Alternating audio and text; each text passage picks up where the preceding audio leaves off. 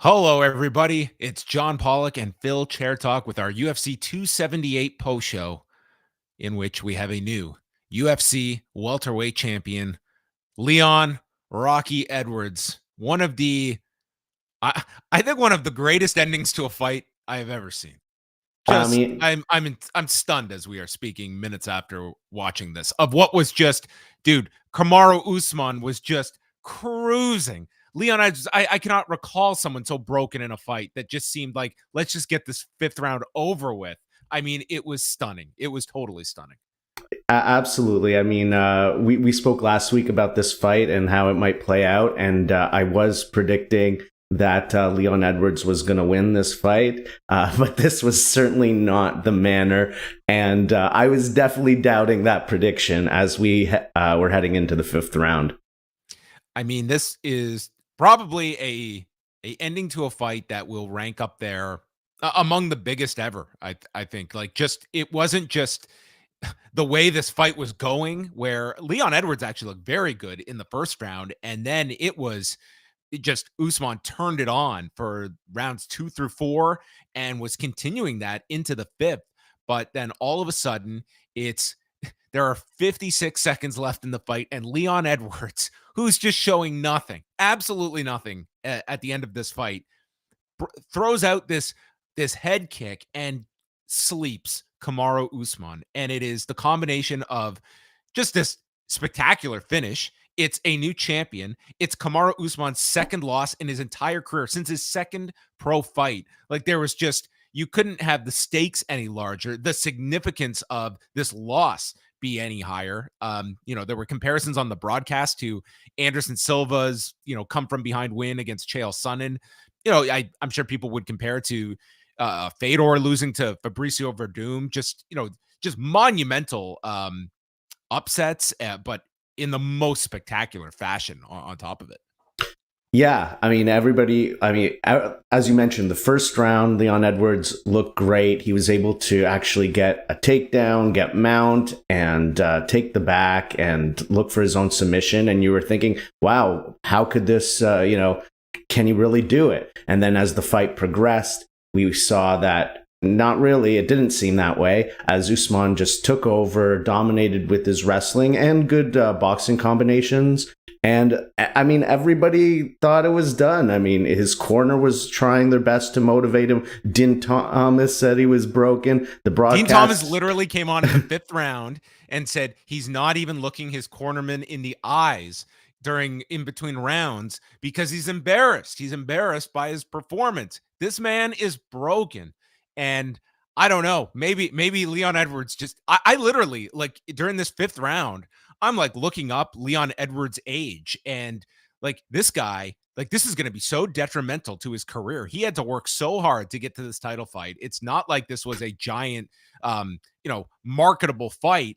And this guy on top of it is going to have this lackluster, lifeless performance that can this guy even revisit a title fight in his career? And that's what I'm thinking was going to be my discussion with you afterwards of how Leon Edwards possibly finds his way back after such a just uninspired performance from rounds 2 through 5. And then this hits. I mean, like, honestly, like, it is the most incredible part about this sport of where this guy's career could have been heading. And then he lands this head kick. His whole career is now rewritten from this point forward. Yeah, absolutely. I mean, he brought a title to the UK, first time since Michael Bisping, and just incredible reaction from the crowd, who was largely behind Usman from the get go, but he was able to turn it with that comeback, and just his he seems to have a very warm personality that you can gravitate towards, and just that whole history of how long it took for him to get this fight. I mean, how many times, fights got scrapped and the whole winning streak. So yeah, amazing story for him. And it gets to continue, and he gets to have almost certainly another big fight with Kamaru Usman.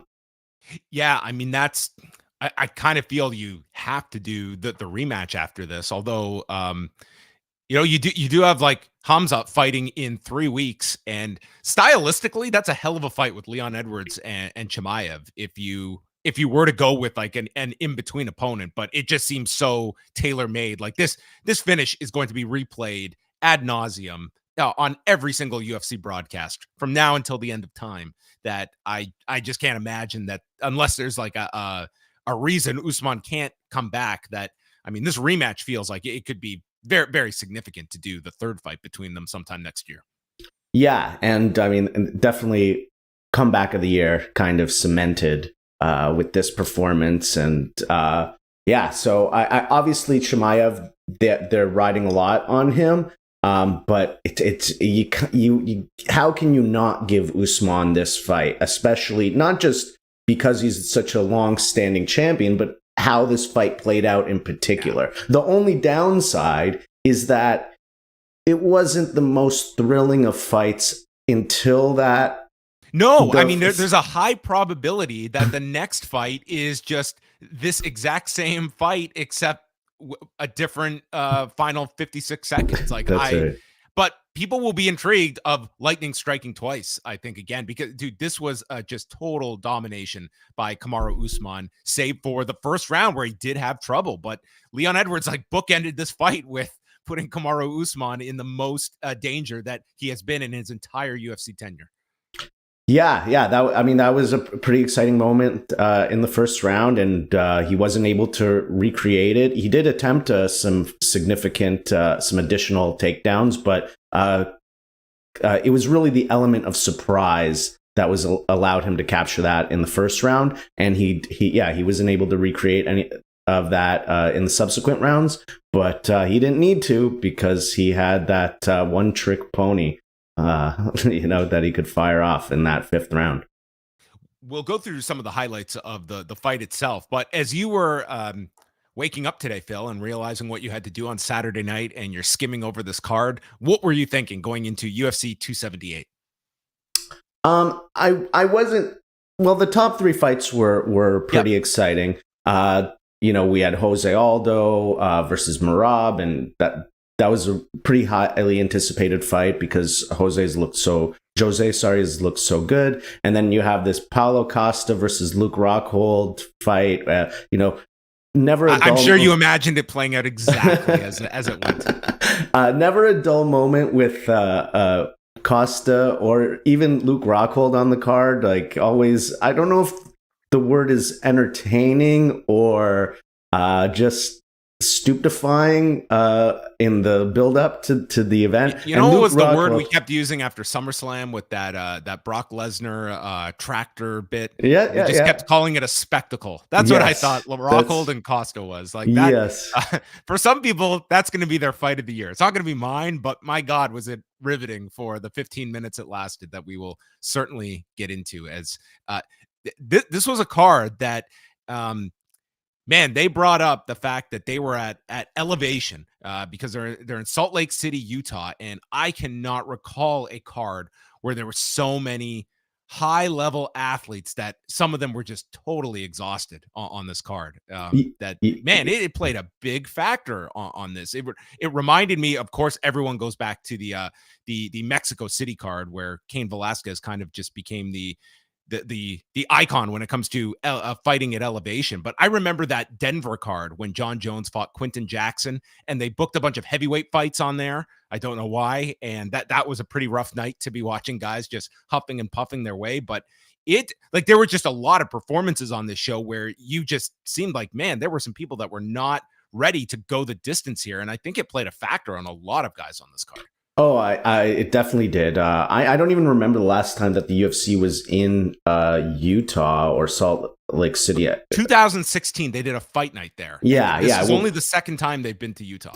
Yeah, and we were also talking about this. The Utah state, I don't know, there's a fund. The UFC got enticed to come and put on an event here, and they were promoting the tourism in Salt Lake City and Utah. So it would not surprise me if there was some kind of site fee attached to this, because it was tied in with promoting the tourism within the state. So, and you were pointing that out, that it seems that Utah has been introducing this initiative of bringing a lot of like different events to the state, and UFC kind of fell under that.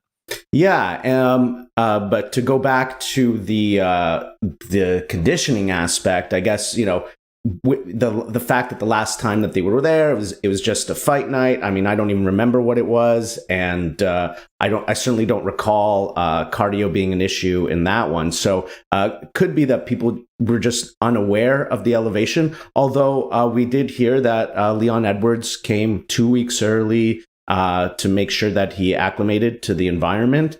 And I mean, he certainly had enough in the tank in that 5th round. Yeah, they were explaining like the differences that both are ready for elevation because Kamaru Usman trains in Colorado, so he is used to this, and Leon Edwards slept in a like a special bed. It's like, okay, I don't know if those things are equal, but I guess they were because dude, Leon Edwards like shut down after this first round. But let's go back to the opening round, and the major takeaway from this round was Usman just slipping up and Edwards capitalizing and taking him down, becoming the first person to take Kamaru Usman down in the UFC, getting mount and lands an elbow, then goes to the back, and he's got a body triangle on, and he's got some time on the clock here to work in, and he does get in some strikes, doesn't really threaten to finish the fight, but this was a clear Leon Edwards round and started the fight off immediately grabbing people, because this was not just going to be a repeat of their first fight, which was not the most entertaining 15-minute affair when they fought the last time, which was a Fight Pass prelim in 2015. Wow. Moving up in the world. Were you impressed here with Edwards coming out? Because I can attest that you did predict Leon Edwards to win when we were out last weekend. Seeing Edwards take Usman down, were you just throwing out your prediction for the Hail Mary, or was this, yep, exactly according to plan? I knew Edwards would get him down. I did expect him to have good wrestling, and I didn't expect him to be so aggressive with the takedown, but it was really just a situation, timing and opportunity. He got double underhooks, and he got that body lock, and he just used a trip. And I think Usman, as I mentioned already, just was not expecting that. So he gave up the position pretty. He ended up in mount like right away, and then he went to the back. So I did not expect him to take down Usman like over and over again or anything like that. But I did think he would have good wrestling and have good escapes from the bottom, which, he generally did. He always did escape the bottom position, but Usman was, generally speaking, over and over again, still able to take him down. And it did get easier as the fight progressed as well. Yeah. Once the second round started, like you saw Kamaru come out, and it just seemed like he had, he was going to attack him with his strikes and pour on a ton of pressure. And that's what he did here, and would get his first takedown of Edwards this is in the second round. I'm getting ahead of myself here. In the second round, he's attacking him with the strikes, and then there was an eye poke that caused a brief timeout before they restarted the fight. And it's Usman going to the body pretty heavily, and it's near the end of the second that he gets the takedown on Edwards. And throughout the rest of the fight, it was with relative ease that Usman got these takedowns. And that to me just told me like Leon Edwards like was exhausted, because he put up no fight for these takedowns. And if you watch their first fight, I mean, eventually Usman could get him down, but he had a hell of a time early dealing with Edwards. And by rounds 2 and 3, there was no defense. It was Usman just like putting minimal effort and putting him on his back. Yeah, there was even one takedown, I think it was in the third, where Usman looked like he was just going to fake for a single leg, and Edwards just had no reaction, so he took it. And then, he ended up, getting him down off of that. But Edwards, like I said, he did always get back to his feet. So there was definitely improvements there. He did a good job of like fighting the hands, but until the finale of the fight, it was just so much of it, so much pressure. And also Usman was doing a good job of just like boxing him up when he got him close on the fence as well, which also made the takedowns easier. After the third round, I mean, it's 2 and 3 are strong rounds for Usman. He's just between his striking, the takedowns. I mean, it's relentless pressure, and Edwards is not putting up a whole lot, but it was wearing down. It wasn't as bad as it would get. But after the third round, like he just goes to his corner, and this is where like he's not looking at his corner, and they are just screaming at him because they're seeing this like you won a round against this guy. You've already done what people thought was impossible. You've won a round, you've taken him down, and we're just watching this fight slip away. So I could certainly understand like this. We are probably not getting another title shot anytime soon. If we like, this is our shot. So they are just trying to motivate this guy. And during the fourth round, Usman takes him down, and you've got his corner yelling, "You've got to get the fuck up, Leon." And then Leon's like, "Oh, I do. You're right." It was the exact opposite type of corner from Usman. You know, he's got Trevor Whitman, who's like the quietest, most soft-spoken coach in the game, win or lose. And yeah, on the other side, you've just got these foul-mouthed Brits who are just yelling at their guy to wake up and get into this thing. And for some fighters, like they are going to want like the technical advice that their corner is going to provide them. Others are like, dude, the work is done. It's like I need somebody that is just going to be my motivator. It's like all fighters are going to respond differently to have the corner that is going to be most necessary for them. So after 4 rounds, it is a clear 3-1 scorecard that I think everyone had for Usman. And we go into the 5th, and it's just such a dejected, like Edwards just seems like he is already mentally out of this arena and on the flight back home. Like he is just so despondent. He seems like he has no life left in him. Usman's controlling him against the fence. They get separated, and Edwards kicks him low, and then the replay airs, and Rogan. This was amazing because Joe Rogan has never heard a timeout for a low blow that he has not questioned. It's like, let's see the replay. Let's get to see the replay. And 95% of the time, Rogan's skepticism is proven to be unfounded. Tonight, there were quite a few that Joe Rogan, this is going to fuel him for the next decade to question every single low blow, because tonight, between some of the eye pokes and the low blows that got timeouts, the replays, they certainly gave some ambiguity, such as this low kick that was more right on the belt line of Kamaru Usman. Yeah, there was a lot of questionable ref moments, a lot of fence grabs that probably should have been called, and it just like they're just so unwilling to deduct a point for a fence grab. Although there was one moment in this fight where Leon Edwards used the fence to pull himself up, and Herb Dean sat him back down. So I guess that's something, but there was a lot of like fingers in the gloves as well in this one. It's like they really need to get consistent and actually take away points, and then these things will be reduced significantly. Well, as Rogan and Cormier were uncovering whether this was a low shot on Usman or not, the fight resumed, and we're just watching this thing tick down where we are just going to file away another decision victory for Kamaru Usman. And you and I were going to come on here and talk about how we had this crazy fight with Luke Rockhold and Paulo Costa, and then a main event with Usman and Edwards, and boom, lands the head kick. Usman is out. 4 minutes and 4 seconds of the 5th round.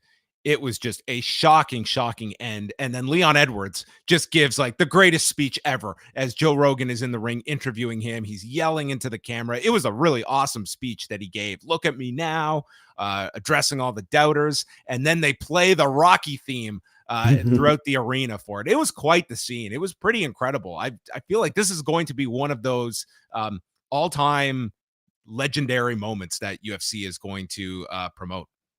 Yeah, it was feel good. Like I said, he was able to turn the crowd, and how could you not after that amazing comeback and in that fashion with that head kick? And then gave an incredible, riveting speech of about his whole path to this title.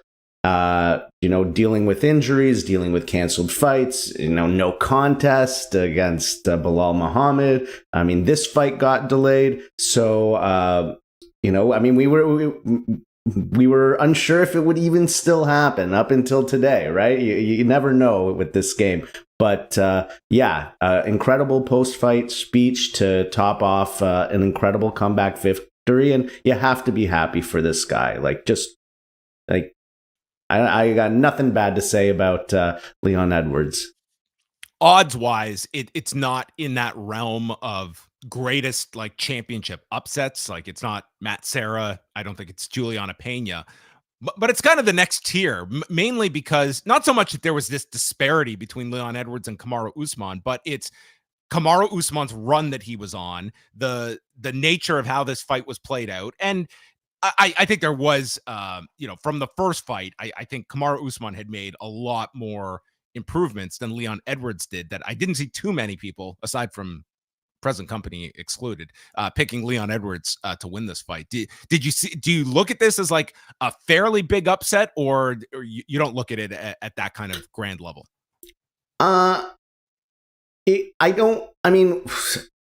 It was an upset, but I don't think it's one of the bigger ones. I mean, if Leon Edwards had not won in this fashion, if say he had just gone out there and won a convincing 3-2 or 4-1 decision, we wouldn't be talking about this as like this big upset, like maybe mild surprise.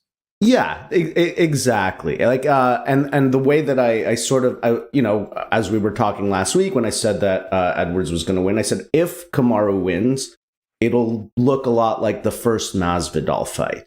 And it was kind of looking like that a little bit, right? Although he was doing a little bit better with the boxing, and of course, minus the first round where he got taken down himself. I think at this point, Usman is was such a known quantity, and we know how good he was. And Edwards, he's very good, but because we haven't seen him a bunch of times, there was a sort of like this unknown element to it.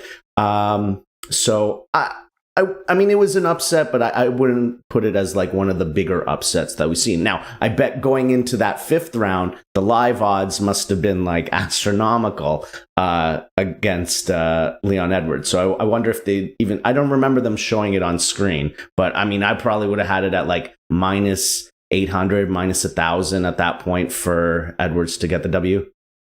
Yeah. Is this going to cool the talk of Kamaru Usman going up to light heavyweight? I don't even know. I do like these things that come out. Like, why do people even print these things? How did these questions get asked? Like, what? Unbelievable. He was going to leapfrog middleweight altogether and just go right to light heavyweight and I guess fight Yuri Prohaska. I don't know if that would be in the cards for Kamaru Usman. I think the rematch. And it's also his boxing match with Canelo's off the table too. Yeah, this has really put a damper on these wild plans that Usman had. But I think the rematch is what you do next. I think that would be it. But dude, if you watch that ad that they played tonight, like, dude, they are putting all their eggs into the Khamzat Chimaev basket. Like if he wins, especially if in a really spectacular fashion, I can't totally discount that they would want to go to Chimaev, despite this kind of being your ready-made option. I would say my heavy odds would be Usman, but I don't completely dismiss Chimaev if he looks great in 3 weeks. Yeah, I wouldn't dismiss him either. I mean, the one thing that you've got with Chimaev is he also competes at 185, so there's always the possibility you do a fight over there. Just have him headline like a fight night in front of a crowd. But if he wins spectacular, the thing with that fight in September is there's a good chance it does better on pay-per-view than maybe this fight did, just because of Nate Diaz's star power. So depending on how popular it is, if it draws a bunch of eyeballs, then yeah, he totally could leapfrog Usman, which sounds crazy to say. But again, a lot of that is timing, right? Like how quickly do you want to put that fight together, right? Because they still don't have a main event for December, although the talk is they wanted Jones on that card versus Stipe. Usman also got like knocked out like it was a pretty bad knockout. The Yes. most, obviously the most significant of his career that he's, damage that he has taken. That if Edwards is ready to go in like January, February, like who's to say Usman is ready to come back, and that's where it comes down to the timing issue. So we will see. It was interesting that typically on the pay-per-view they'll air the video for the next pay-per-view, and then they come back and we get the matchup board of the pay-per-view main card with the 5 fights. Tonight it was just the video for Nate and Chimaev, and we come back and that is the only fight they are pushing, because I think if they put the 5 fights up there, like, dude, second from the top is probably going to be Johnny Walker and Iwan Kudalaba, Shamil Abdurrahimov against Jailton Almeida, Hakeem Dawodu against Julian Arosa, Arena Aldana against Macy Chiasson. Like, dude, they are believing you're buying this fight, this card for Chimaev and Nate Diaz, and they're probably not wrong. It's probably we don't need to load up this card. People are going to buy it for this one fight, but there is no support for this main event. It is all on this, because if one of those two somehow could not make it, I don't think this pay-per-view, it would be canceled. It would 100% be canceled if one of these two got hurt. I totally agree. Like one of the worst main cards of all time, I'd have to say.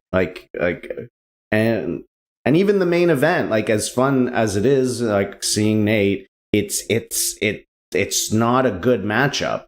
So it might be a very depressing fight for Nate Diaz fans. Yeah. Other than the fact that it's his final one and he's finally free of his contract, so that should bring a lot of intrigue to the fight.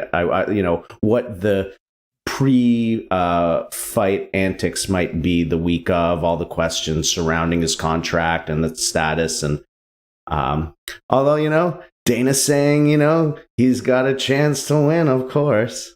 Yep, there's a chance. Paulo Costa against Luke Rockhold. I don't know how we're gonna break down this fight, but this was quite the fight week where Luke Rockhold was just putting the UFC on blast on the UFC's stage. I mean, this guy had no F's to give all week and was very outspoken, to the point that his media day appearance, they did not even put that up on the UFC YouTube page, along with all the others that did their Q&A with the members of the media.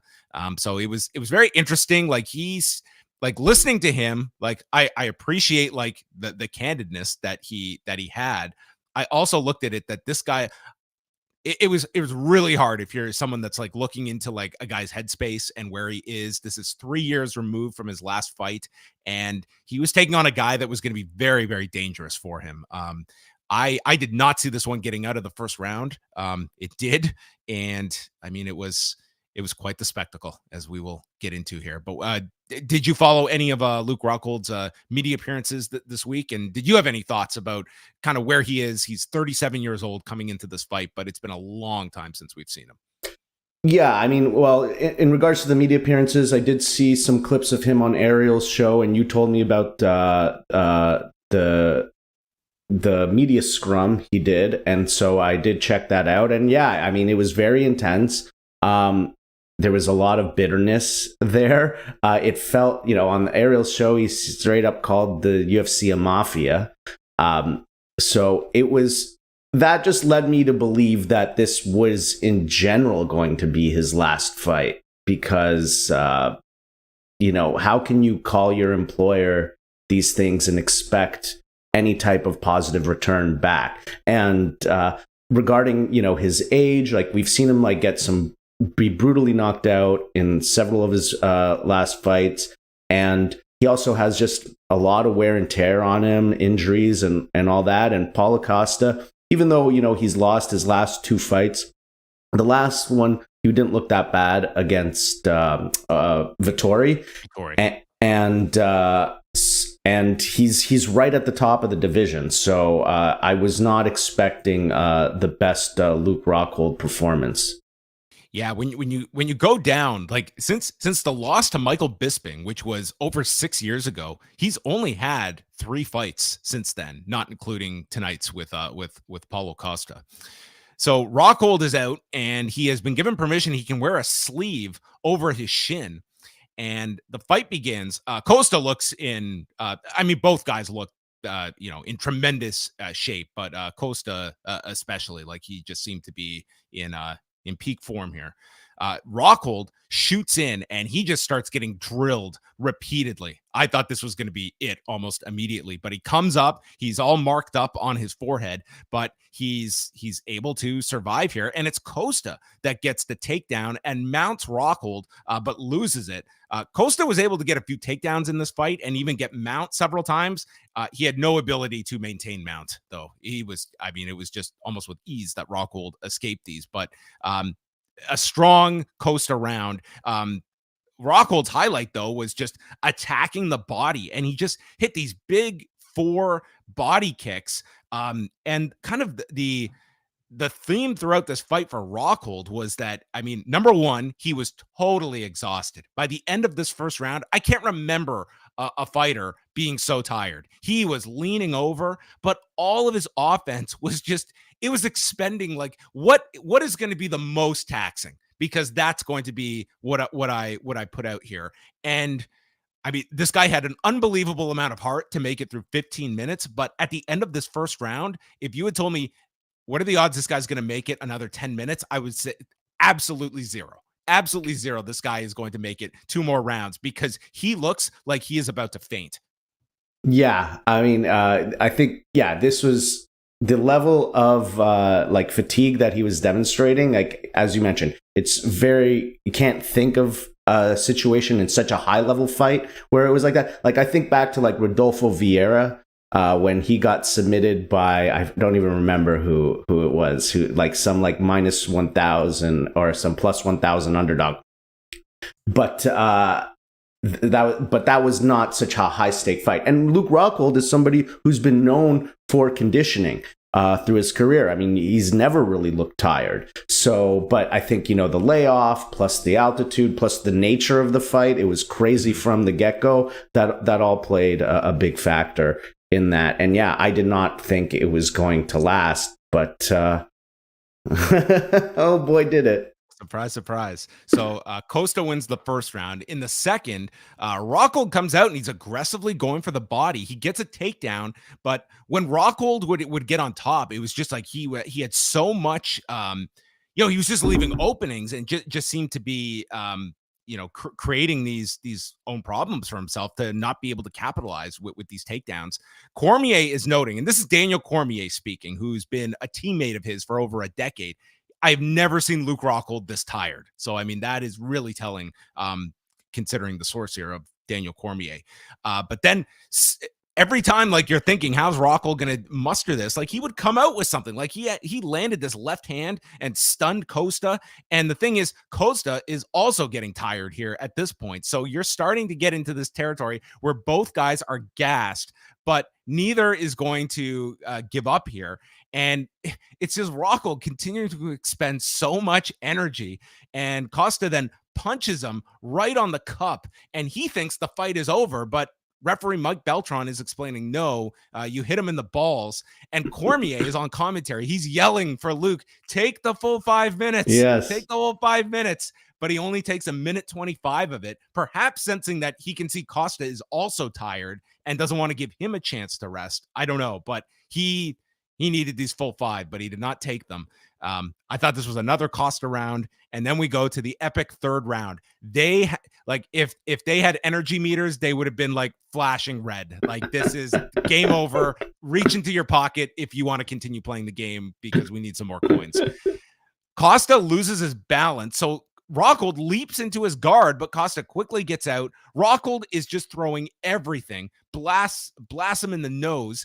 And then Costa is like, they're both like talking shit to one another. So Rockhold like pretty much says, fuck you, and nails him with this left hand of death. Rockhold then shoots, but it's the worst like attempt at a takedown here. He's just easily stuffed and he's put into side control.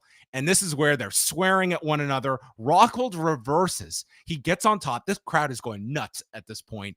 And then to end the fight, Rockhold, whose nose has been busted up for most of the fight, rubs his nose and all the blood all over Costa at the end. Just completely disgusting. And Costa wins this fight by unanimous decision, 30-27 all. That was the same score I had.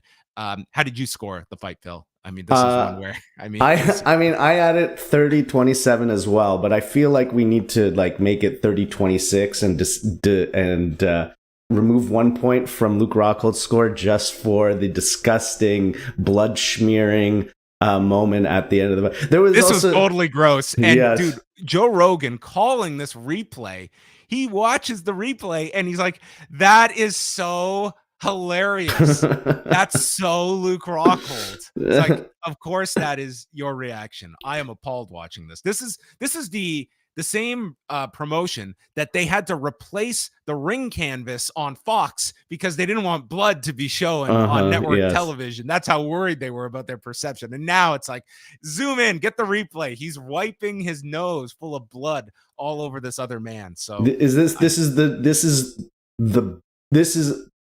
the most famous blood moment I think in UFC history is BJ Penn licking the blood off of his gloves after. This was way more. This has surpassed it by leaps and bounds. And also, there was also these great moments in the fight where they're talking to each other, and Luke just keeps saying "fuck you, fuck you." It was. I mean. It was two guys who like they had nothing left by the end of this round. So I mean, it was super compelling because it was just they were throwing all that they had left at each other, especially Rockhold. So it was a really dramatic fight, and the crowd went nuts for it.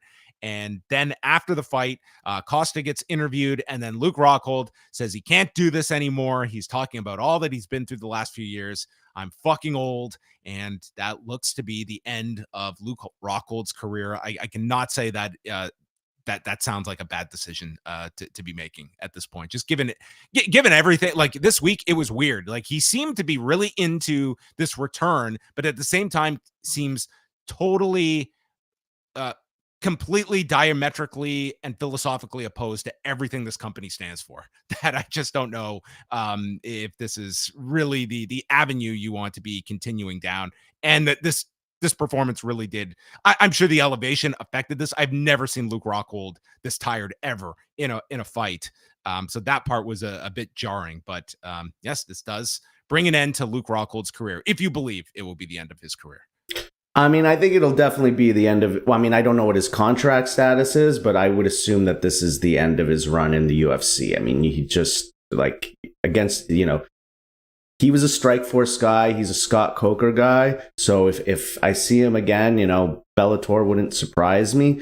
But I think because of the miles on the body, really, it does make sense to end it now. And yeah, it was a defeat, but it was a very compelling fight. And if you have that, I honestly believe people are like 10 years from now, if people are talking about Luke Rockhold, like let's say I was going to say if Luke Rockhold goes into the UFC Hall of Fame, I don't know if he will be the top candidate of people they are going to necessarily honor, but if they do, like I feel this fight is going to live in infamy right up there with him winning the title.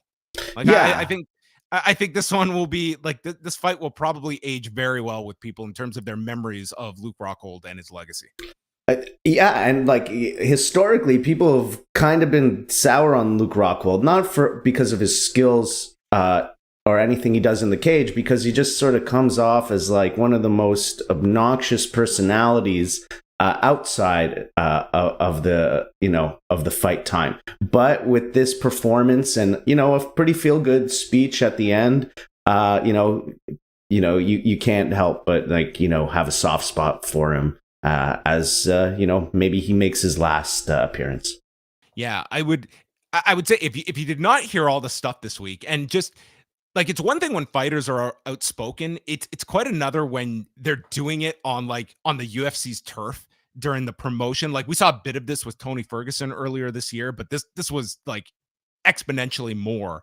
That I will say on the UFC side, I thought it was nice of the fact they at least did give Rockhold the chance to like speak after the fight. Yeah. Like that could have been a production call. Like, listen, they did not put his stuff up on their YouTube channel. They could have said just cut after Costa, and he doesn't get to do that speech. And they did give him that that ability to have that nice send off.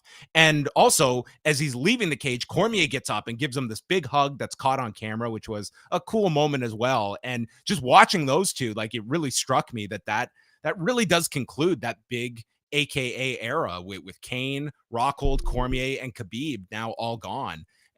That was, those are the big four that you associated with. And at one time, four of the top fighters in the world all under one roof there in San Jose. Yes. And also there's is that the conclusion of the Strike Force guys as well? Like, is anybody left from that era? I don't think so, because Jacare is gone now, and like Woodley's left UFC at least. I mean, I'm racking my brain right now of guys that that pretty much Luke Rockhold would certainly be your most prominent that is that is still around. So there you go. One piece of breaking news, by the way, since you mentioned Tony Ferguson, it looks like UFC 279 is getting bolstered. Mike Bond of MMA Junkie reporting that Dana White confirmed that Tony Ferguson versus Li Jingliang at welterweight will be added to UFC 279. Wow, in 3 weeks. Yeah. That's that card needed something beyond. Do you think that card needed more? Do you feel like that main event is big enough that the people that are buying it regardless, just because of that fight? I think that Nate Diaz is certainly enough of a draw to pull in a certain crowd, but where he excels is when he has a great opponent. And I think Khamzat is a great opponent, but he's captured the imagination of the UFC audience. But I don't think like anybody outside of like hardcore fans know who he is yet. This is an opportunity for that. Now, what this also does, as you meant, is like potentially if there's an injury or something happens where the main event can't happen, you have one of these guys maybe can step in, right? So I would imagine that's what Tony Ferguson is there for. Although it would be criminal to put Tony Ferguson against Khamzat Chimaev at this point. It would be criminal to put Li Jingliang against him. I mean, we already saw what happened the first time.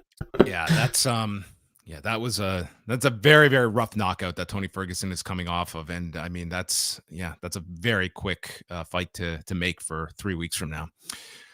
So then moving on from the Costa Rockhold fight, it was Jose Aldo against Merab Dvalishvili. And I was very intrigued by this fight. And the first round, Jose Aldo looked very sharp. He came in, looked great, and early on, Dvalishvili is going for a single leg, and Aldo, like his takedown defense was phenomenal in this fight. Unfortunately, like you don't get points for, or you don't get credit from judges for takedown defense. Like that's its award in and of itself, is that you're not being taken down. So Aldo did introduce a leg kick in the first round, and then timed a knee to the body, tries for a flying knee into the cage, and he's going for the body of Dvalishvili. Close first round. I gave it to Aldo. Did you see Aldo winning the first round?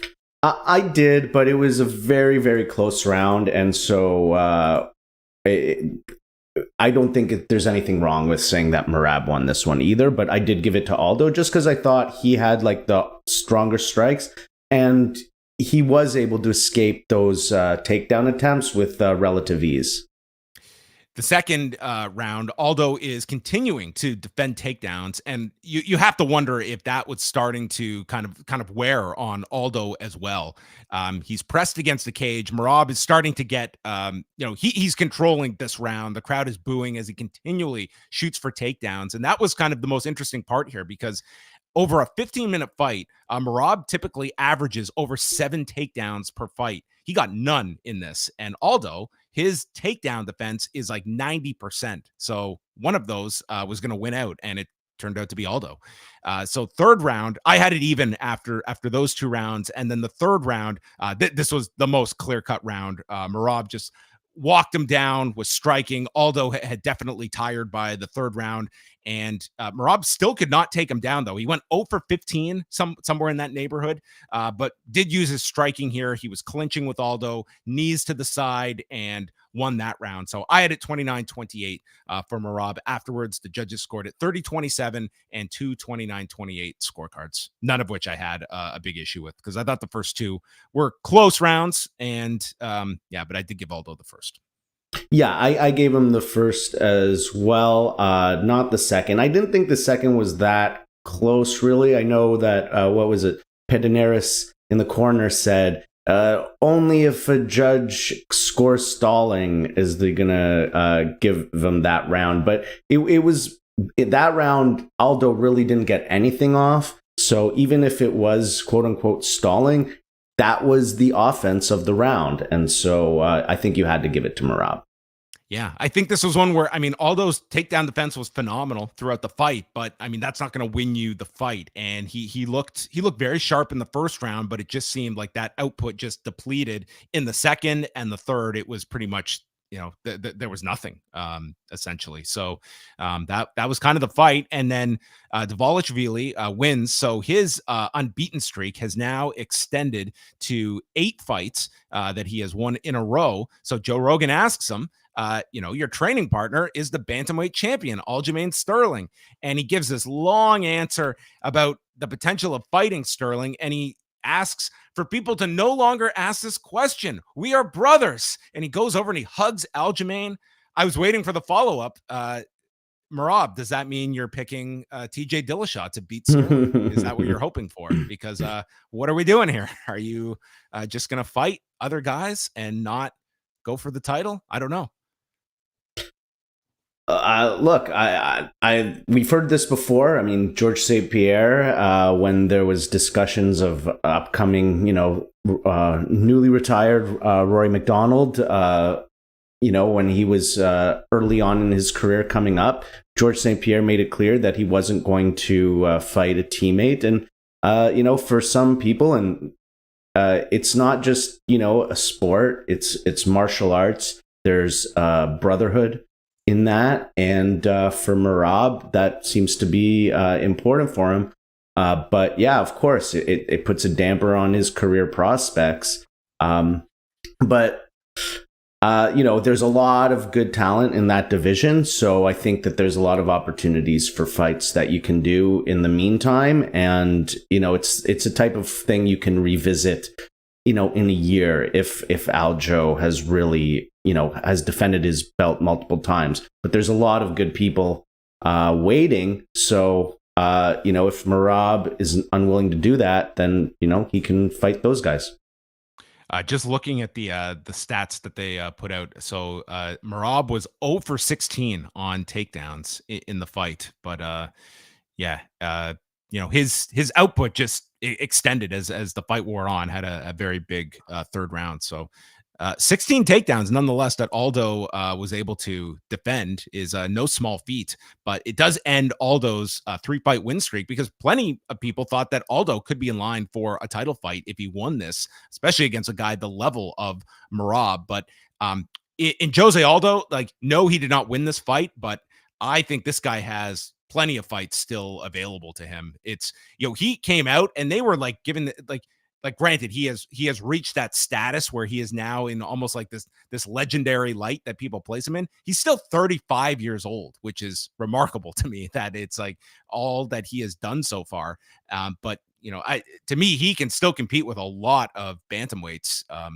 Maybe he's not going to fight for a title again, but you can still do a lot of fights with him over, the course of the next. I think he could fight for another 2 to 3 years. I agree, and even how many fighters could replicate this type of performance that Merab gave? The constant pressure. It's one thing to try takedowns. He's never had a fight where he has not gotten a takedown. They brought up on the broadcast, his previous worst outing was getting 2 takedowns on John Dodson. Dude, he got shut out by Aldo in that department. That is of some value that Aldo walks away from this fight with.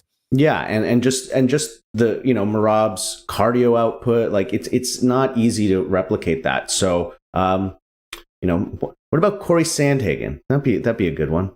He's fighting Sonya Dong in a next month, but I mean we have a bunch of bantamweight fights coming up, and there's going to be winners and losers of those fights. Like bantamweight is so deep that you're not going to have a shortage of options. Yeah.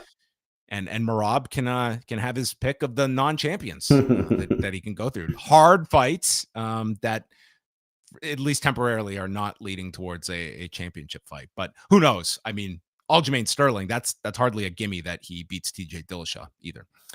We'll go through the rest of these fairly quickly. So Wu Yanan took on Lucie Pudilova. Pudilova won the first round, and then in the second, Yanan is landing several leg kicks, and Pudilova responds, gets a headlock, and takes her down to the mat, and then gets her back. Yanan is fighting the hands to try and get out of danger, but Pudilova moves to side control, mounts her, and then drops all these elbows on her for the stoppage at 4 minutes and 4 seconds of the second round. I thought it was a really good performance. Pudilova looked great in this fight. She had a sharp jab. And, she's somebody who was out of the UFC for quite a while. But if you go back and you look at her losses in the UFC, Justine Kish, Antonina Shevchenko, Liz Carmouche, and Irene Aldana. And since then, she's won 6 out of 7 to get back into the UFC, including tonight's fight. So, I think, somebody to keep an eye on. Her boxing looked really good. So I'd like to see her against, some tougher competition. And, always nice to have fresh blood in the women's division. Yes. I thought she had a very nice performance in this fight. So a nice story with her coming back to the UFC and now putting some wins together as well. And the pay-per-view opened with Tyson Pedro and Harry Hunsucker. Sounds like a villain in a teen novel. I was thinking of the Coen brothers movie, the Hunsucker Proxy. Oh, yes. Yes. Well, this was a lot shorter than a feature film. Tyson Pedro, who, of course, he missed 3 years of action due to a variety of injuries. And then he came back earlier this year, beating Ike Villanueva by knockout in April. And in this one, he made very short work of Hunsucker. He nailed him with a jab as Hunsucker was coming in, followed with a front kick to the body, which it was lights out here for Hunsucker as he took this body shot, an uppercut, and then several more strikes as he went down. A minute 5, this one goes, and Tyson Pedro gets the win, improving to 9-3. And this audience went nuts because they had just sat through a bunch of decisions on the prelims, including a very taxing heavyweight fight that we'll get into in a minute. So they were happy to see a stoppage. Yeah, and he gave a nice little promo thanking where he got the crowd all excited because, he said, I haven't fought in front of a crowd for years, so make some noise. That's right, yeah. And so that was a nice little moment. Definitely, on any other card, it'd be one of the more memorable performances. But nonetheless, still a very good one. And I think, obviously, he needs a step up in competition. Yeah, this should catapult him in that light heavyweight division, which is always a division that needs contenders. So I would certainly see him moving up in the ranks, and yeah, it'll be interesting to see where he is paired next after this, because this was very short but very good performance from him. The prelims included Marcin Tybura and Alexander Romanov, and this was one where elevation certainly had its impact. Romanov looked like a monster in this first round. He just slams Tybura in the air, and Tybura is a bigger heavyweight than Romanov is, but Romanov is this 16-0 rising star that's gone 5-0 so far coming into this fight in the UFC. But he just gets collar tied here, and he's drilling him with knees. It was a dominant round for Romanov. I went 10-8. And then the second, it was like, this guy was like, oh, where are we again? Salt Lake City? Because I just gave everything I had to those 5 minutes, and this dude was so tired. Tybura is just, picking him apart. He defends the takedown, and this is where there is a low shot on Romanov, but the replay shows that it was to the body, and Jason Herzog takes note of this. So this was one of our several phantom penalties on the show. Yeah, well, I mean, Romanov was gonna milk whatever he could get to get some win back. So Taburo, I felt won the second round, and then in the third, they start the round off by hugging, and Romanov is doing the Ali shuffle, which I mean, this guy was odd choices that he was making. Like he needed to win this round. Tabura is attacking him with jabs. There's a knee to the body by Romanov, but at this point, both guys are pretty spent. This was not a pretty end to this fight. And Tabura ends up winning by majority decision, 29-28, 29-28, and 28-28. And yes, great first round performance from Romanov. And then there were 10 minutes that followed it. Yeah, but you know what? As the broadcast pointed out, he's somebody who didn't even have a fight that went the distance prior to this, and it's a good learning experience. It's a way to see the holes that you may have. Obviously, not every fight's going to be at elevation, but you should be prepared for every situation, and you shouldn't be doing the alley shuffle in the middle of a fight that's very close. Because he started twerking at one point. Yeah, it was. And then he looked befuddled when the decision was read. It's like, I mean, maybe those are my favorite. Maybe it could have been a draw, right? As you pointed out, like the first round was. I had it as a draw. Yeah, that's how I had it as well. Like a rare 10-8 from me, but I think the total strike count in the first round was like 40-0. Yeah, Tabura did not get. I don't think he landed a shot in that first round. So yeah, I felt it kind of had to be a 10-8. But getting the elusive Phil 10-8 over there. Yeah, Tabura was 0 for 3 in the first round when it came to significant strikes. Next up, Leonardo Santos and Jared Gordon. Very uneventful first round. Gordon hit an uppercut to the body and then landed several strikes. In the second round, Santos got to the back and Gordon grabs the fence to prevent the takedown. And Daniel Cormier is just incensed. He's like, I don't have any skin in the game of who wins this fight. That's just really annoying that this guy, because Santos was on his way to getting him down to the ground. And this fence grab did prevent that. So Gordon doesn't get taken down. He did land more strikes than Santos in this round. And then in the third, this is where Gordon is warned about the fence grabbing by Herb Dean.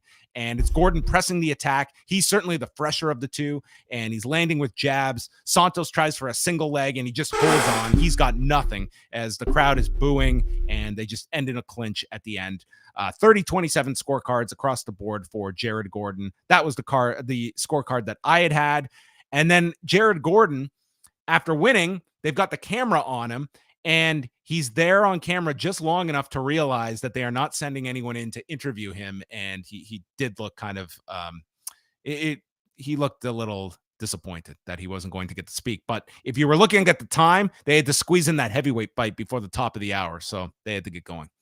They missed the pay-per-view start time again. Every show they missed the pay-per-view start time. I guess now that they used to make it like clockwork, like they never ever would miss it, and now it is more common that because they're not on pay-per-view. They're on ESPN Plus, and it's like they can go however long they want to. They can be late if they want to, but I know on pay-per-view they were sticklers for time because if you go over on pay-per-view, you're paying extra by the minute or so.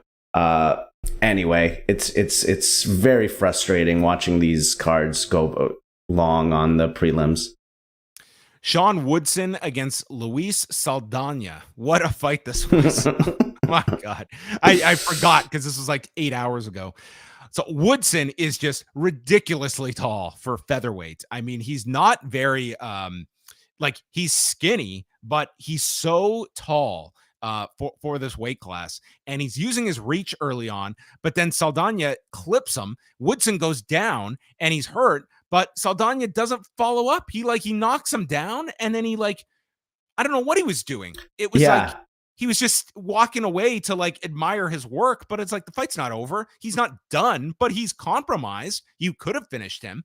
So then it continues. He gets back to his feet, and there's a left jab that drops him, and again, it looks like Saldana is going to finish it, and he just walks up to Woodson, who's got one knee down, and drills him with a knee to the head.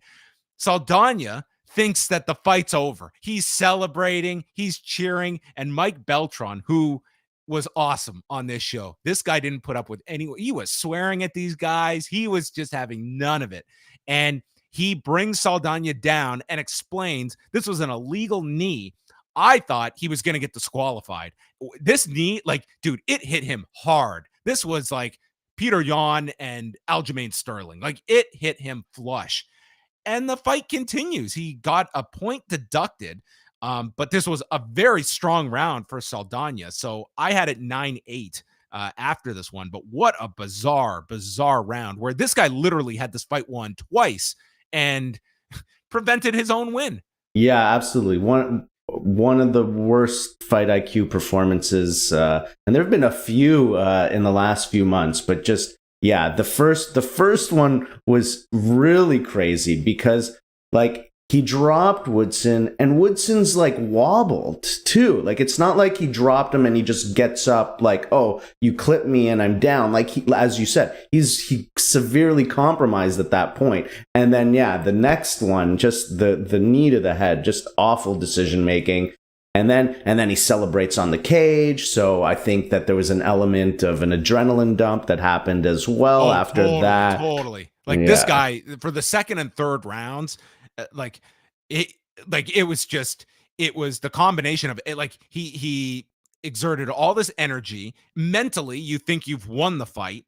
And then he's got to continue. So in the second round, Saldana gets a takedown and Woodson from his back applies a submission, and Anik is trying to identify it. And Rogan shined here. He was like, that's the buggy choke. And he's explaining like, this is a submission that a lot of high-end jiu-jitsu practitioners are playing around with now. So, I mean, he instantly identified this. This was like the best of Joe Rogan. Yeah, it was the choke itself is sort of like, it's kind of like it's the same principle as an arm triangle, but you're like holding on to your own leg around the shoulder, and it's from the bottom position as well. Yeah, I've actually never had it applied to me because I haven't been doing jiu-jitsu for the last couple of years. So as you mentioned, this is sort of like a new thing. But the principles are that it's like an arm triangle type of choke.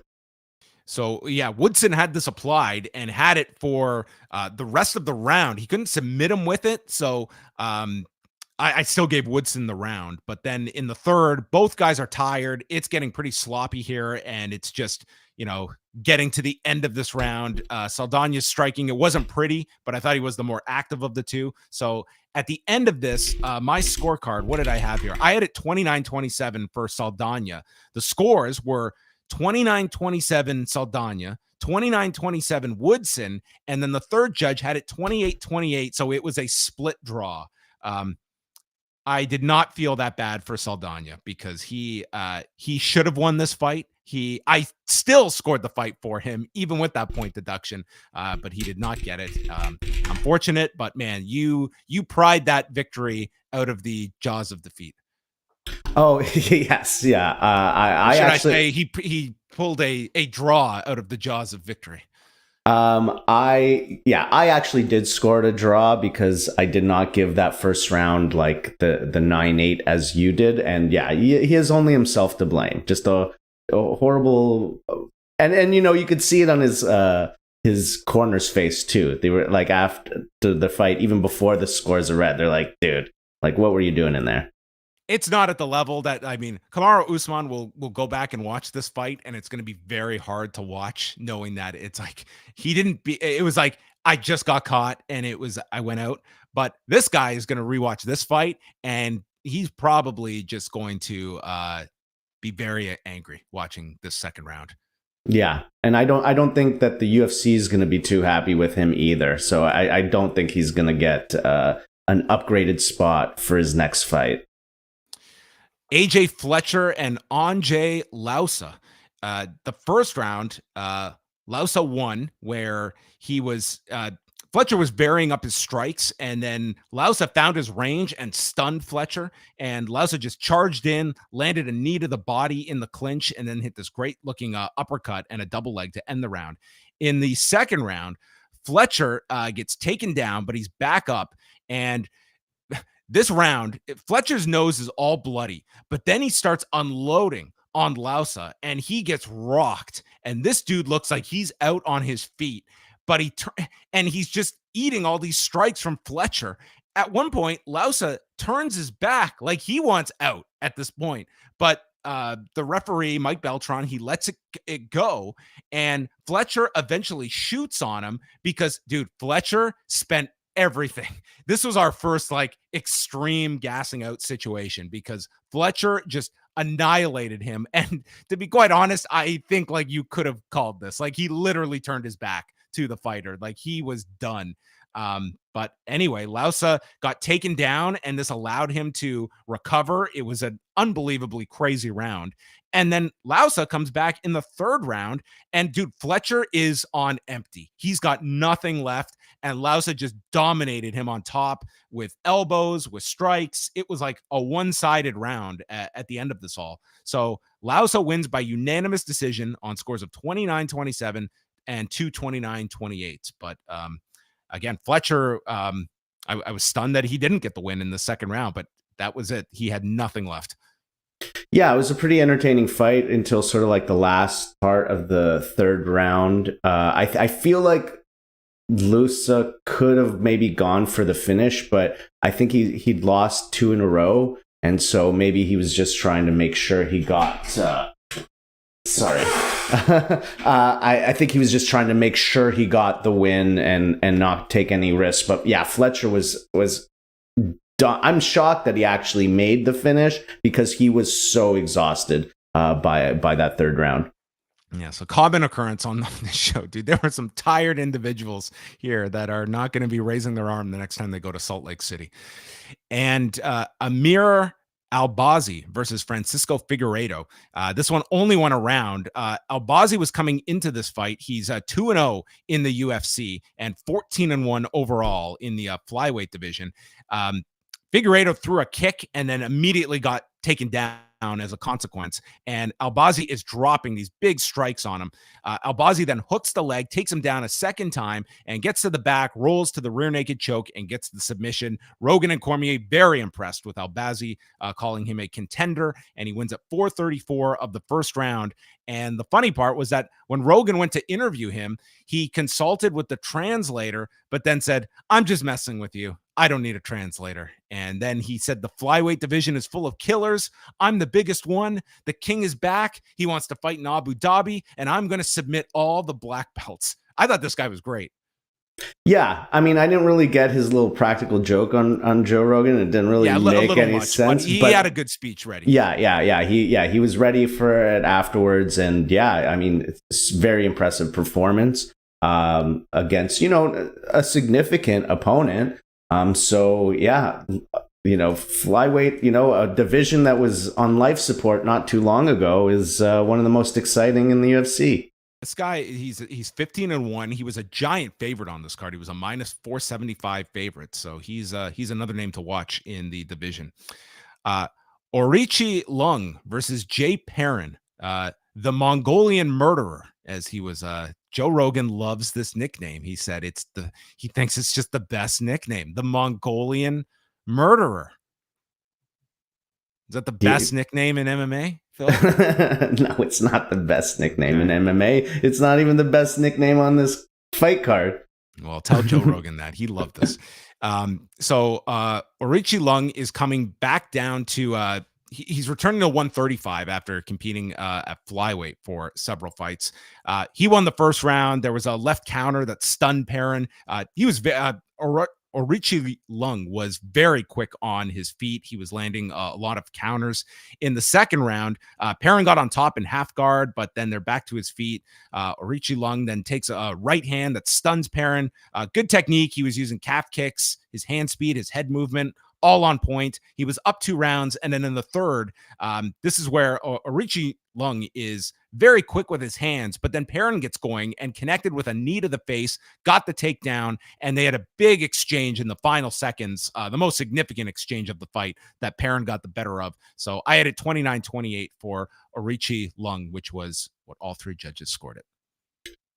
So I didn't get a chance to see these first two early prelim fights because Anthony Joshua and Usyk were still going on at this time. So I was watching that fight. Okay, well, I'll recap this other fight, and then you can tell me what went wrong with Anthony Joshua. But the opening fight, all three fights on the Fight Pass prelims, they were very good. I thought they were all entertaining fights. It was Victor Altamirano versus Daniel Da Silva, and Da Silva drilled him, dropping him with a right hand. But then Altamirano got up to his feet and.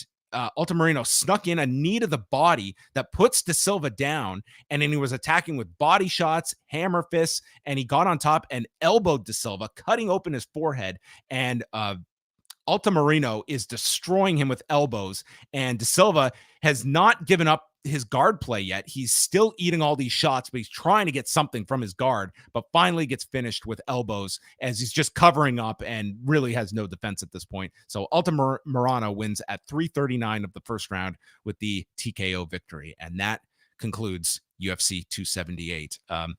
Entertaining card. I mean, there were some performances where guys were not ready for this elevation, and others where they had some spectacular finishes, including one of, I would say, the most spectacular in the case of Leon Edwards. But I've got to say, overall, I was pretty entertained by a card that going into there was interest, but I was not expecting this to be an all-time memorable card. And this one, it had its moments. Well, yeah, certainly the top two fights. I mean, the Leon Edwards versus Kamaru Usman fight, the fight itself was, it was okay, but it was pretty one-sided for the most part, but a finish that will be remembered and replayed over and over again. And then, yeah, the Paulo Costa versus Luke Rockhold fight, it's just like unforgettable. It sort of had like a similar type of crazy feeling that Gaethje versus Chandler had, in that you just could not keep up with the zaniness of the fight, and it had these bizarre moments. But yeah, so just those two fights alone make this something worth checking back on, or actually watching if you didn't get the chance. How was the boxing fight? Boxing was great. I mean, I thought Joshua looked pretty good early on, and then Usyk came back. The thing with Usyk is he has incredible movement, and it was very difficult for Joshua to land upstairs, and Joshua was working to the body, and it was working for him well. There was one point, I think it was the 6th round, where he ended the round with a straight body shot that clearly hurt Usyk, but ultimately Usyk's footwork and head movement and his own power were just too much for Joshua. So tough spot for Joshua. He's lost these 2 fights in a row, and it kind of kills the opportunity at that Tyson Fury fight, at least in the short term.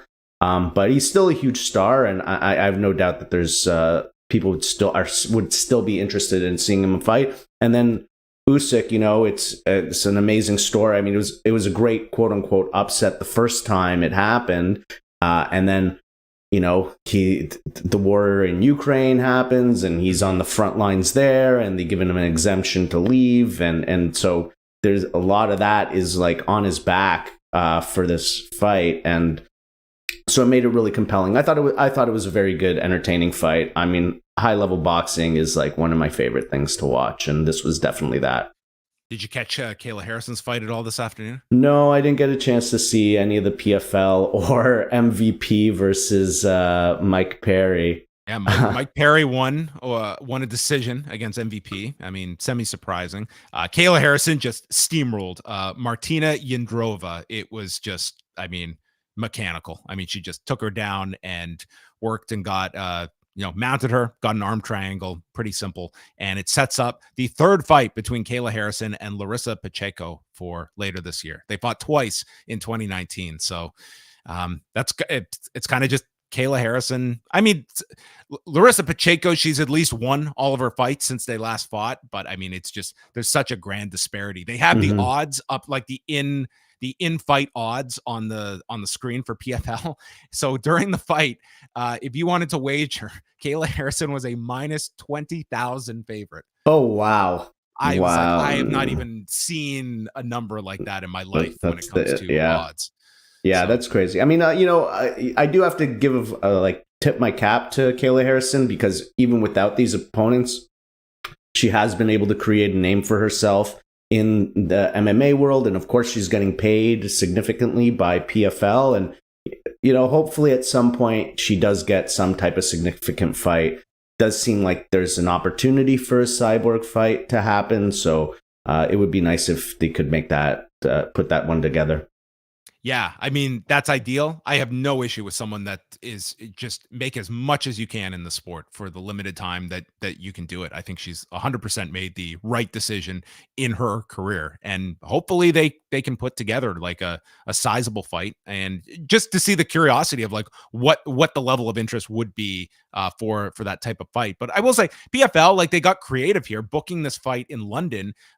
Almost 10 years to the day that she won her gold medal in London at the Olympics. So there was like a tie-in to doing this in London. So anyway, that was going on this afternoon, a very busy day in combat sports. And for the UFC, it will not be a busy weekend next weekend because they're off. They come back on September 3rd with their debut in Paris, France, which is headlined by Cyril Gane and Tai Tuivasa, as well as Robert Whittaker taking on Marvin Vettori. So that's a nice 1-2 for a fight night card. And then in 3 weeks' time, it is UFC 279, Khamzat Chimaev against Nate Diaz, and as Phil relayed to us, Tony Ferguson and Li Jing Liang. I mean, it's the second best fight on that card. It is. Right? By leaps and bounds, it's the second biggest fight on this card, because the next is like Johnny Walker and Iwan Kudalaba. So yes, for that card, it will be myself and Eric Marcotte that will be doing the post show, and we are going to give the floor to one Phil Chertok. Thank you, John. So I just have a couple of announcements. So this week, we actually completed the Twin Peaks watch along that we started almost 15 months ago. Wow.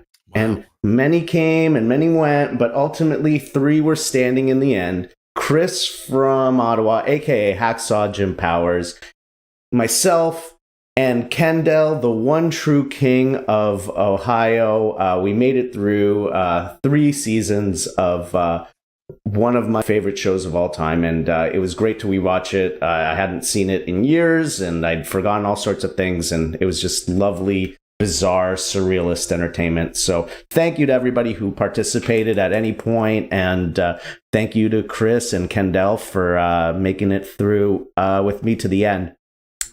And the next thing that I just wanted to say was this is going to be the last time that you see me on the post show. I'm taking a step back from this. I'm sorry to break this news to you on air, John. Surprise, surprise. The couple reasons. There's some things going on in my personal life they're very positive. So I'm a little bit burned out of this sport. I've been following it for a really long time.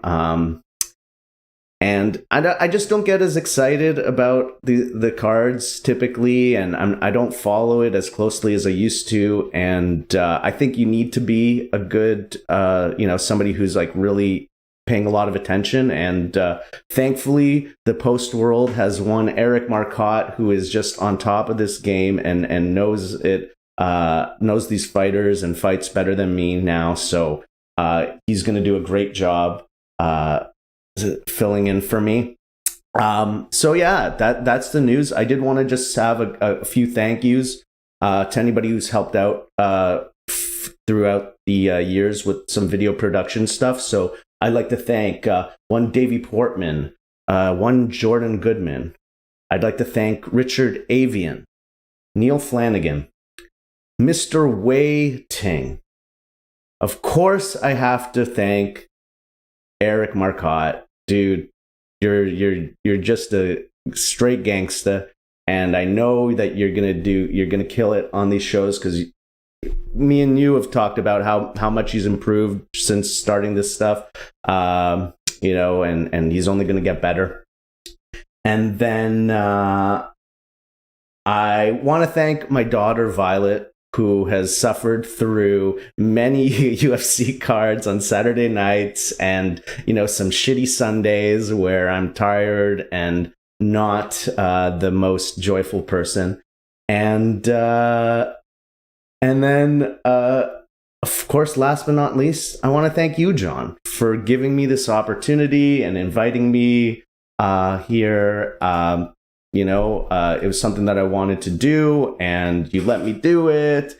And it was a great run. I had a lot of fun. You let me write the articles too. We did 5 questions. Right. Remember 5 questions? Yeah. And I'm very thankful to you for giving me this opportunity and putting me on. This is this is your job. This is your career. And so for you to give me this time and space, I cherish it very much. So I'm very thankful to you and everybody in Post World. Anybody who left a mean comment or a good comment, those two. If you liked the video, anything. If you watched, thank you, everybody. It's been a fun ride. Well, Phil, we all thank you. You have people probably don't realize that Phil has done a ton of stuff behind the scenes in the post world for us. So it's been my pleasure to have you on all of these shows and get to chat with you at an extended length once a month, even when it's at ridiculous times on a Sunday morning, such as 2:35 as it is now. But Phil will still be around.